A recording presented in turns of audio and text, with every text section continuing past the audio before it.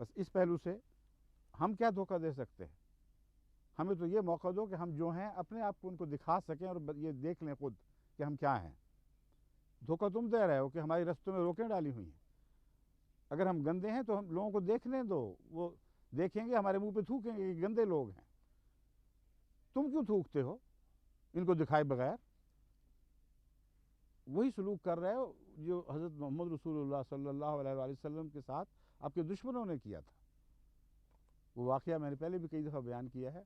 ایک بیچاری عورت ڈری سہمی ہوئی مکے میں داخل ہو رہی تھی اور ہر ایک سے پوچھتی تھی کہ اس رستے سے محمد تو نہیں گزرتا صلی اللہ علیہ وسلم۔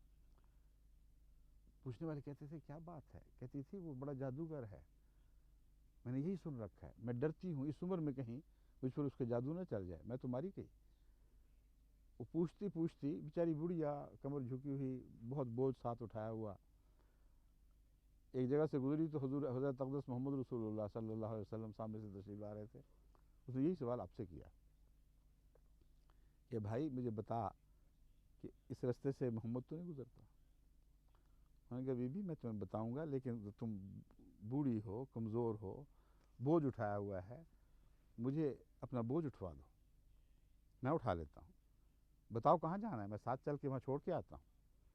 اور اسی حالت میں حضرت صلی اللہ علیہ وآلہ وسلم نے اس بڑھیا کا بوجھ اٹھایا اور جس جگہ اس نے پہنچنا تھا وہاں پہنچایا، پھر بوجھ رکھ کر فرمایا بی بی میں ہی وہ ہوں، میں اس لیے تجھے نہیں بتا رہا تھا کہ ڈر کے مارے تو مجھ سے قطع تعلق ہی نہ کر لے اور یہ بوجھ کا جو بوجھ اٹھانے کی جو تکلیف ہے اس میں مبتلا نہ رہے۔ جب حضرت صلی اللہ علیہ وسلم نے یہ فرمایا تو اس بڑھیا نے کہا اے محمد تیرا جادو چل چکا ہے مجھ پر، میں تو اسیر ہو گئی تیری۔ اور اسی پر اس نے لا الہ الا اللہ محمد رسول اللہ کی گواہی دی۔ بس حسن کا جادو یہ ہوتا ہے، جو لوگ حسن سے پردے ڈالنے کی کوشش کرتے ہیں وہ دھوکہ دیتے ہیں، اور اگر ان کی بات سچی ہے کہ کوئی شخص مکروہ ہے تو اس کو گھسیٹو، باہر نکال کے لاؤ، دکھاؤ اس کا مکروہ چہرہ لوگوں کو، اور دیکھ لو ان کی کتابیں پڑھو، ہم یہ نہیں شائع کرتے، ہم شائع کرتے ہیں۔ تم لوگ جو اتنے پیسے ضائع کر رہے ہو گندے لٹریچر شائع کرنے پر، مسیح موعود کی کتابوں پر خرچ کرو، دنیا کو پتہ تو لگے کہ کیا کہتا ہے۔ یہ جو کہتا ہے میں بتاتا ہوں۔ حضرت مسیح موعود علیہ السلام فرماتے ہیں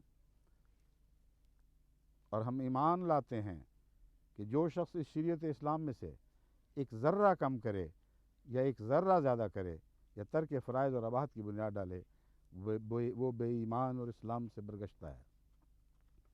میری بعثت کی اصل غرض یہی ہے کہ خدا تعالیٰ کی توحید اور رسول کریم صلی اللہ علیہ وسلم کی عزت دنیا میں قائم ہو۔